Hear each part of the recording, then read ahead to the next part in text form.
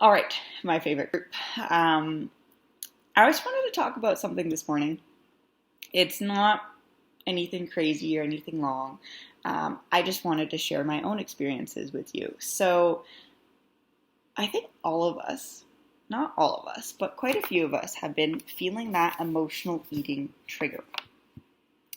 And you're not alone.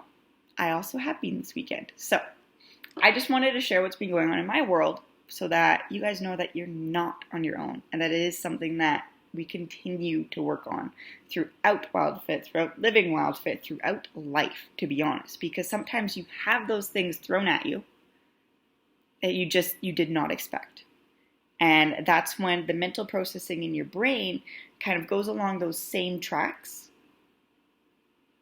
because to break a track takes a lot of work. So when you're making new, man, I'm going to go all scientific here, but when you're making new neural pathways, if you have this one that's super thick, you've been going down it all the time. So say that's, for me, I'm going to use my example, say that I am feeling lonely, I am feeling sad.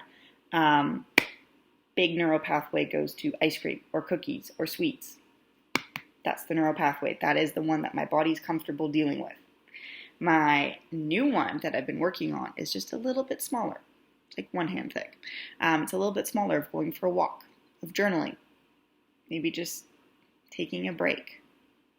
There's a whole bunch of different things, drinking some water. This is the new neural pathway. But our bodies are going to be wanting to go down the one that's more comfortable, that's bigger, that's well trained. It takes a lot of time. Those neural pathways, they don't disappear. Very interesting. But you can build up this new one to be bigger and bigger. And then your body wants to take this path. But it takes some work. So I just wanted to share my experience with you this weekend. It was an interesting one as we were talking about emotional eating and as I was thinking about it. So over the weekend, I moved back to where I had actually moved in January. So little backstory. In January, I moved, they say it's a 10-hour drive, but I have not been able to do it in less than 12 because you need to take breaks. So I moved 12 hours away from my family, from my home, from everything I have known. Luckily in Canada, we can drive back and forth, but planes aren't really working right now, and there is actually, to get home on a plane would be like 2 or 3 different planes in about the same amount of time as it is to drive. Crazy enough. So I moved about 10 hours away. 12. This is a big deal for me. This was a lot. I am extremely, extremely close with my family, and this is strange for some people, but my entire immediate family lives on the same street. Not kidding. I moved across from my parents, is the place I was living in, so I would walk with my mom every single morning. We would walk. My sister lives just down the road. We would walk 2 or 3 times a week. That's what our family does. We get outside. We live on a ranch, I guess you would say, so we have about 100 acres as our backyard. We can just go and play, and where I am right now is in a city. I don't have that room to just walk out in the backyard with no one else around. You know, you can wear your PJs. It doesn't matter. So a lot of change, a lot of big things. And this weekend, what kind of happened was when COVID broke out, I was home visiting. And I got told we're just going to start working online. So it doesn't really matter where I work from, as long as I have Wi-Fi. So I stayed home. And I stayed home for till the weekend. So I was home from March 8th until May 31st. That is a long time to just be home and get comfortable again where I was. And I was really comfortable. So I recognized in myself that I need to go back. I need to move back because I had decided to make this change. But that doesn't mean it was easy. And honestly, all the big, great things you do in life are not easy. Not at all. So yes, I decided, you know what, I'm going back. So I am currently back where I actually live for 2 weeks, and then I'm going to go back with my family for 1, and then come back for longer, and just slowly, like we do with WildFit and seasons, slowly work my way back to where I am comfortable. Now, with coming back here, That was a big emotional experience for me. That was a big change. So yes, there were tears. Yes, there was, how do I soothe myself? Yes, there was lots of different big questions. So the very first one that I recognized is I got really sad. I didn't want to leave. Of course I didn't. I was pretty happy where I was. That led to crying because I don't believe in I can't speak this morning. I don't believe in holding in emotions. So I let myself cry. Let myself cry while I was driving. Probably not the smartest thing, but not like hardcore crying. But anyways, I let myself cry. I drank some water, and then I had an apple. Is that really that bad? But that's what I did. So I got myself through it. I had some water, and then I gave myself some energy to keep on driving because I had a 10-hour drive. So I needed the energy. After that, I've been home now for a few days. Now that I'm home, what I've definitely realized is, for me, I'm not hungry. Or I am hungry, or I'm not hungry. Like, the emotions are everywhere, which cause different things in your body. But what is interesting enough is I actually wanted to have ice cream. I 100% just wanted some ice cream. And what's even worse is I actually had some WildFit approved ice cream sitting in the freezer. Can you guess what happened? So emotional eating is something we constantly are working through. So yes, I had a bowl of ice cream last night. Yes, today I don't feel so good. Yes, I know why. No, I will not have more for a long, long time. The bonus is I can have that little bit and I can put it back.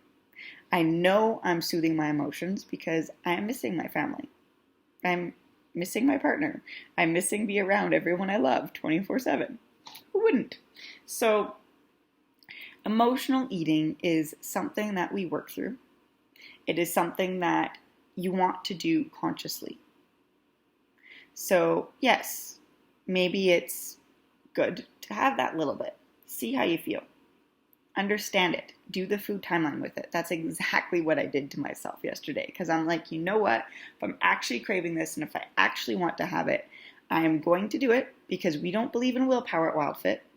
I'm going to do it and I'm going to see how I feel.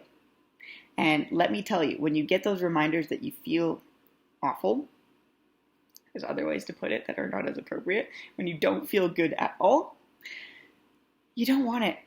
You just don't want it anymore at all. And that is a big enough signal for me to be like, cool, don't need to have it. Instead, I'm just going to call someone. Way, way easier. So with that, I wanted to say, of course, I did my water before. I did call my family. I did go for a walk. I did all of those things before I was finally like, I'm still craving this. I'm going to have it and see how I feel. Yes, do those steps. Have them in place. But remember that those pathways are really big.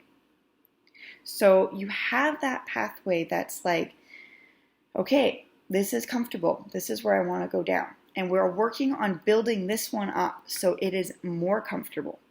But it takes time. So do not get mad at yourself for emotional eating.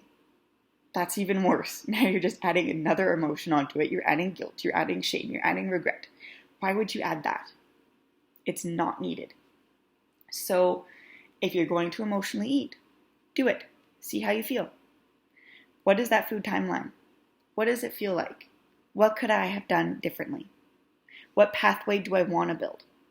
And now that I know that that food makes me feel like shit, do I really want to have it again? Do I want this pathway to stay big? I think I'd rather build this one.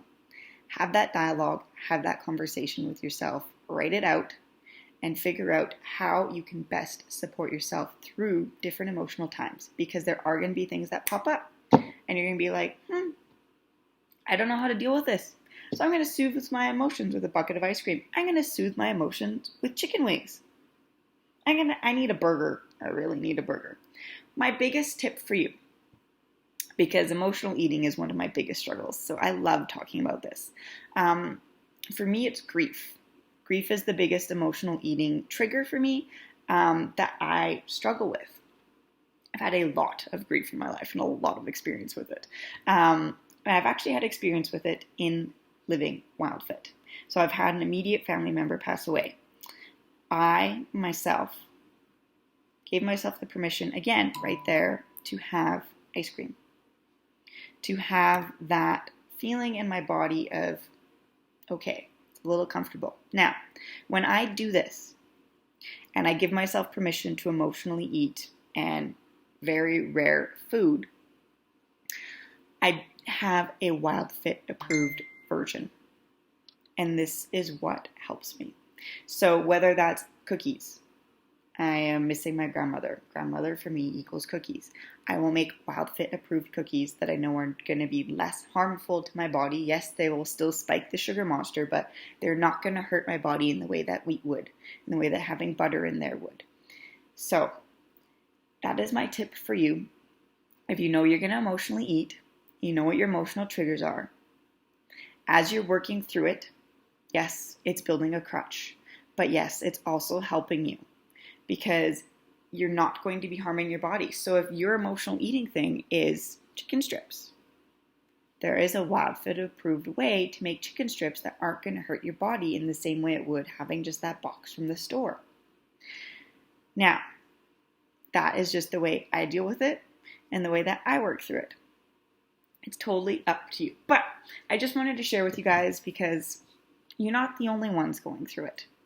Not at all. It is something that I still work through daily, weekly, monthly, depends on the time, depends on the emotion. But yes, there are ways to go around it. Number one, water. Always have water with you. It helps with those cravings. Number two, fresh air. Fresh air always helps. Three, like if it's kind of like a sadness emotion, I always will put on music. Doesn't matter if it's sad music, happy music, I just need music and that'll change my state. If it starts with some sad music and then I go to happier and it just, when you're out dancing, they actually purposely do that. You start with different beats of music and it goes up and up and up as the night goes on. If you know DJs, that's how it works. But yes, find what works for you. Okay, that is all. That is all for today. I hope you have a fabulous day and I will talk to you guys soon.